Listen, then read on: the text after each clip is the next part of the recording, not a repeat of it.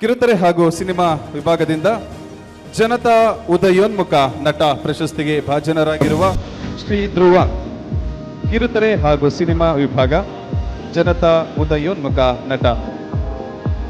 ದಯಮಾಡಿ ತಮ್ಮೆಲ್ಲರ ಜೋರು ಚಪ್ಪಾಳೆಯ ಮೂಲಕ ಅವರನ್ನ ಅಭಿನಂದಿಸಬೇಕು ಅಂತೇಳಿ ಮನವಿ ಮಾಡ್ತಾ ಇದ್ದೇವೆ.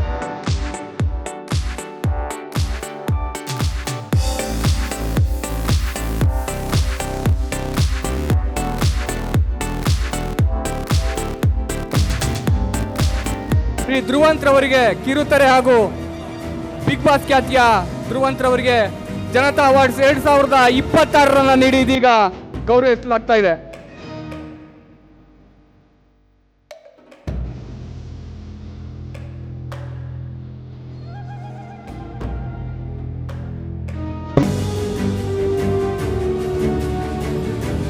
ಜನತಾ ಉದಯೋನ್ಮುಖ ನಟ ಶ್ರೀ ಧ್ರುವಂತ್ರವರಿಗೆ ಅಭಿನಂದನೆಗಳು.